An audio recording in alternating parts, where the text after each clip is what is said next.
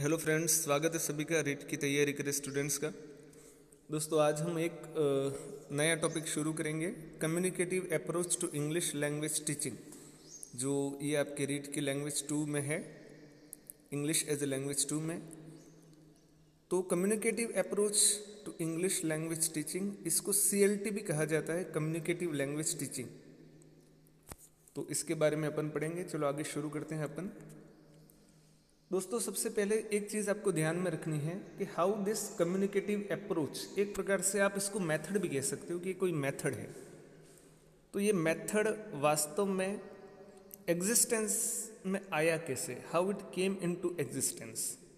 Okay, तो इसके बारे में पहले अपन को समझना ज़रूरी है। पहले क्या होता था कि इंग्लिश को पढ़ाने के पीछे प्राइमर अपना एम क्या होता था कि to make the student able to communicate in the English language. English पढ़ाने का एक उद्देश्य ये होता था कि बच्चे हमारे इंग्लिश में एक दूसरे से बात करना सीख सकें। तो इस कारण से बहुत सारे मेथड्स आए, जिसमें मेन फोकस जो किया था वो डायरेक्ट मेथड ने किया था।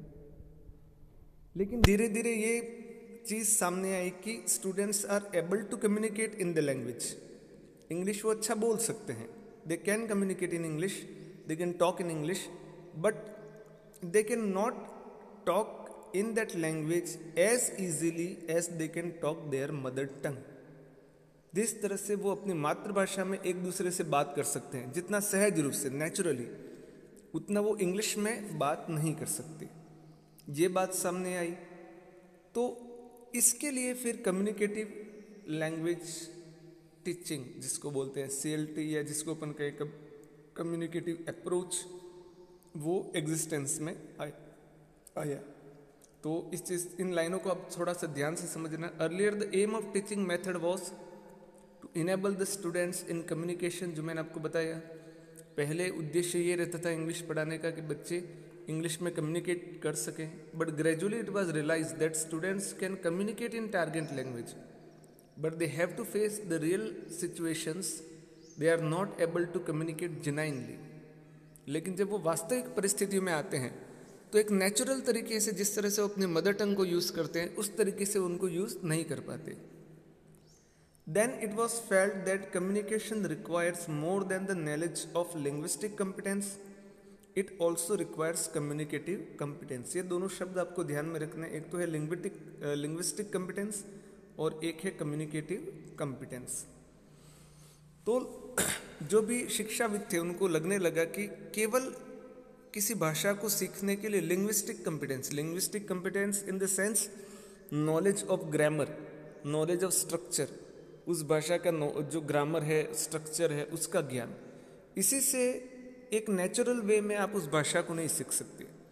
आपके अंदर क्या कौशल होना चाहिए? कम्युनिकेटिव कॉम्पिटेंस भी होना चाहिए। इट मीन्स आपको किसी भी परिस्थिति में खड़ा कर दिया जाए, whatever situations you are provided, you are able to speak, you are able to use that language in natural way. आप उस भाषा को नेचुरल वे में यूज कर सको, इस योग्य हमें स्टूडेंट को बनाना है। और इसलिए हमको कम्युनिकेटिव अप्रोच की ज़रूरत पड़ी, या यूँ कहें तो कम्युनिकेटिव लैंग्वेज टीचिंग की ज़रूरत पड़ी। ठीक है, this method, or you can say this approach should be used right now in schools, but this method is not used right now. तो इसके लिए क्या किया गया? स्टूडेंट परफॉर्म सर्टेन फंक्शन, बच्चों को ऐसे काम करने के लिए कहा जाता है और जहाँ पर उस भाषा को यूज़ करने के लिए कहा जाता है, जैसे कि प्रॉमिसिंग, एक दूसरे से प्रॉमिस करना, इनवाइट करना, डिक्लाइन करना इनवाइटेशन को, with in a social context, सामाजिक परिप्रेक्ष्य में इन सारी चीज़ों को, या यूँ कहे तो इंग्लिश को यूज़ करना बच्चों को सिखाया गया। It means maximum use of the target language.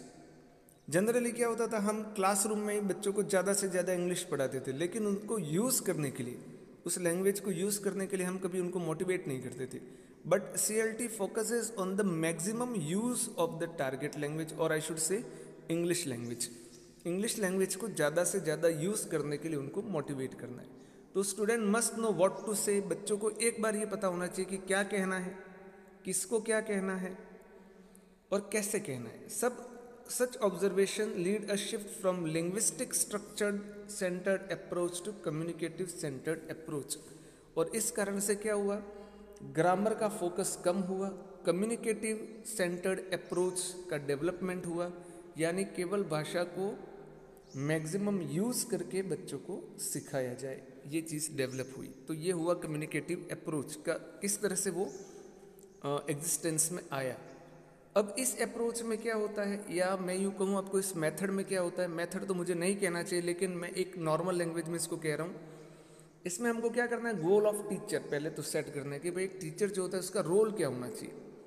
तो goal of the teacher is to enable the student to communicate in target language and make them know that many different forms can be use to perform single action and single form can be use to perform many function. यानी teacher को बच्चों को ये समझाना है कि एक ही शब्द एक से ज़्यादा अर्थ बता सकता है और दूसरे अलग अलग प्रकार के अर्थ अनेक दूसरे शब्दों के द्वारा भी बताए जा सकते हैं। मतलब ऐसा नहीं है कि जैसे कि मैंने आपको कोई शब्द बताया डिवाइस, तो ऐसा नहीं है कि उस डिवाइस का केवल एक ही रोल है, उस डिवाइस शब्द से एक से ज़्यादा अर्थ भी बनाए जा सकते हैं। तो वो हमको बताना है। फिर हमको ये बताना है कि कम्युनिकेशन इज अ प्रोसेस, वार्तालाप जो है वो एक प्रक्रिया है। Knowledge of form is not sufficient, केवल अगर आपको भाषा का ज्ञान ही है वो काफ़ी नहीं है। आपको ये भी समझना ज़रूरी है कि वाद विवाद होता है या संवाद जो होता है वो एक प्रक्रिया है जिसमें बहुत सारी दूसरी चीज़ें भी शामिल होती हैं। तो ये गोल ऑफ टीचर होता है। उसके बाद आता है role of teacher and student. इस मेथड के अंदर या इस अप्रोच के अंदर टीचर का रोल क्या होता है और स्टूडेंट का रोल क्या होता है। तो teacher is a facilitator who create situation. Teacher तो केवल मदद करने वाला होता है, आपको इसके अंदर बच्चों को कुछ पढ़ाना नहीं है। आप ये मान के चलते हो कि बच्चों को इंग्लिश बोलना आता है, लेकिन आपको ऐसी फैसिलिटी उनको प्रोवाइड करनी है जिससे उस भाषा को ज़्यादा से ज़्यादा यूज़ कर सके। तो प्रमोट्स कम्युनिकेशन, ऐसी सिचुएशन क्रिएट करनी है टीचर को कि जिससे बच्चों के अंदर ज़्यादा से ज़्यादा इंग्लिश में कम्युनिकेशन करने की सिचुएशन पैदा हो। स्टूडेंट्स का रोल क्या है, तो दे आर जस्ट कम्युनिकेटर, वो तो केवल एक दूसरे से बात करने वाले हैं, संवाद करने वाले हैं। ओके, फिर बात आती है characteristic of teaching learning process. शिक्षण अधिगम जो प्रक्रिया होती है उसकी क्या क्या विशेषता होती है। तो इसमें ये ध्यान में रखना है कि everything that is done with a communication intention. Communication के उद्देश्य के साथ ही जो भी प्रक्रिया या जो भी एक्टिविटी होती है वो होती है। Students use language a great deal through communicative activities. Communicative activities जो होती है उनके द्वारा उन को यूज़ करते हैं, जैसे कि गेम्स खेलते हैं वो इंग्लिश में ही, रोल प्ले नाटक करते हैं, प्रॉब्लम सॉल्विंग टास्क समस्या समाधान एक्टिविटी करते हैं। Activities that are have 3 features in common, यानी कोई भी एक्टिविटी जिसके द्वारा बच्चों के अंदर क्या हो, कम्युनिकेशन डेवलप हो। और कोई भी ऐसी एक्टिविटी जिसके द्वारा कम्युनिकेशन हो सकता है उसकी 3 विशेषता होती है।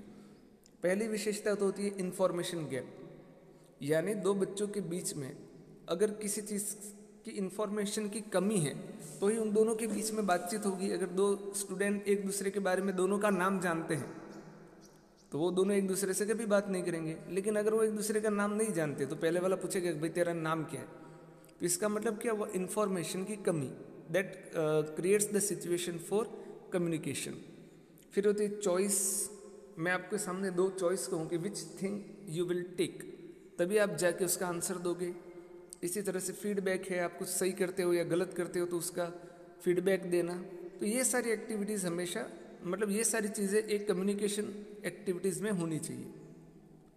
Activities are done by student in small group. और दूसरी बात ये होती है कि ये जो एक्टिविटीज़ होती है वो छोटे छोटे ग्रुप में होनी चाहिए। ऐसा नहीं कि आपके सामने ग्रुप जो है वो बहुत बड़ा हो तो वो काम पूरा कभी होता नहीं है। ओके, उसके बाद अपन कहते हैं एरिया ऑफ लैंग्वेज। हम लैंग्वेज के किस एरिया को सेलेक्ट करेंगे इस मेथड के अंदर।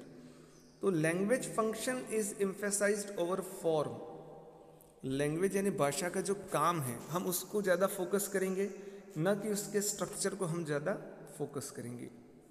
ओके, फिर कैरेक्टरिस्टिक्स ऑफ कम्युनिकेटिव अप्रोच। इस कम्युनिकेटिव अप्रोच की क्या क्या विशेषताएं होती है, ये सारे पॉइंट एक एक आपको ध्यान में रखने हैं। ध्यान रखना दोस्तों, सबसे पहली बात तो है मीनिंग इज इम्पोर्टेंट। CLT या कम्युनिकेटिव अप्रोच में अर्थ जो होता है वो सबसे ज़्यादा महत्वपूर्ण होता है। दूसरा जो बिंदु ध्यान में रखना है, डायलॉग्स आर नॉट मेमोराइज्ड, आपको रटने पर ध्यान नहीं देना है। They are used for communicative function, dialogue जो होते हैं वो कम्युनिकेशन के लिए यूज़ होते हैं। तीसरी जो चीज़ है वो कंटेक्सचुअलाइजेशन इज बेसिक प्रीमाइस। कंटेक्सचुअलाइजेशन को अपन कह सकते हैं कि सारगर्भिता जिसको कहते हैं। आप जो भी कह रहे हो उसका कोई ना कोई अर्थ निकलना चाहिए, वही मुख्य बिंदु होता है। उसके बाद अगर अपन बात करें तो language learning is learning to communicate. वास्तव में भाषा सीखना क्या है? भाषा सीखने का एक ही उद्देश्य कि आप कम्युनिकेट कर सको। दूसरी चीज़ है effective communication is desired. Communication तो होना चाहिए, लेकिन वो कम्युनिकेशन कैसा होना चाहिए? इट शुड बी इफेक्टिव, प्रभावशाली होना चाहिए। Drilling occurs peripherally. ड्रिलिंग यानी रटने की जो बार बार या किसी चीज़ को रिपीट करने की जो बात होती है वो ज़्यादा यूज़ नहीं होनी चाहिए, वो कभी कभी होनी चाहिए। कॉम्प्रिहेंसिबल प्रोनाउंसिएशन इज डिजायर्ड, यानी प्रोनाउंसिएशन उच्चारण जो होना तो चाहिए, लेकिन कॉम्प्रिहेंसिबल यानी समझदारपूर्ण होना चाहिए। ऐसा नहीं कि रटाए रटाए आप कम्युनिकेशन करो। It's not necessary that you always pronounce the words correctly, okay, because our main target is to make the other person understand what we want to say, वही हमारा मेन उद्देश्य होता है। फिर है translation may be used if it beneficial. Translation का use करना है, लेकिन वो तभी करना है अगर वो बेनिफिशियल, अगर वो बेनिफिशियल नहीं है तो हमें इसका यूज़ नहीं करना है, ओके। और लास्ट दो पॉइंट जो आपको CLT में या कम्युनिकेटिव अप्रोच में ध्यान में रखने वो है reading and writing can start from beginning. आप रीडिंग और राइटिंग ज़रूरी नहीं कि आप LSRW को ही फॉलो करो, आप रीडिंग एंड राइटिंग को भी स्टार्टिंग में यूज़ कर सकते हो। कम्युनिकेटिव कम्पिटेंस इज डिजायर्ड गोल, ये बहुत ध्यान में रखना कि CLT की जब भी आप बात करते हो तो आपका लिंग्विस्टिक कम्पिटेंस, आपको ग्रामर का कितना नॉलेज है, स्ट्रक्चर का कितना नॉलेज है, वो ज़्यादा इंपॉर्टेंट नहीं रखता है। मेन इंपॉर्टेंस ये रखता है कि कम्युनिकेटिव कम्पिटेंस, भाषा की जो दक्षता है वो कितनी है, वो आपको विशेष ध्यान रखना है, ठीक है। यही था दोस्तों कम्युनिकेटिव अप्रोच के बारे में जो कुछ मैं जानता था। आई होप आपको ये वीडियो पसंद आया होगा। पिछले वीडियो भी अगर आपने नहीं देखे तो इनको ज़रूर देखना। अब नेक्स्ट एक टॉपिक अपना बचा है इंग्लिश एज अ लैंग्वेज 2 में अपना रेमेडियल टीचिंग। एक नया टॉपिक एरर्स जो हैं, एरर्स एंड डिसऑर्डर्स, वो शायद इस बार बदल दिया है, I am not sure about that. उसकी जगह कोई और टॉपिक इन्वॉल्व किया है, तो एक बार अपन रेमेडियल टीचिंग पढ़ लेते हैं, उसके बाद उसको मैं उसका भी एक वीडियो बनाऊंगा और उसके बाद मैं आपको इसके क्वेश्चन आंसर पेपर भी हल करेंगे, अपन क्वेश्चन आंसर भी हल करेंगे। जुड़े रहिएगा आप मेरे इस वीडियो के साथ, ठीक है। Till then goodbye. कोई किसी भी प्रकार की समस्या हो तो कमेंट मुझे ज़रूर कीजिएगा, I will definitely answer your comments, okay. Till then goodbye and keep on preparing, thank you.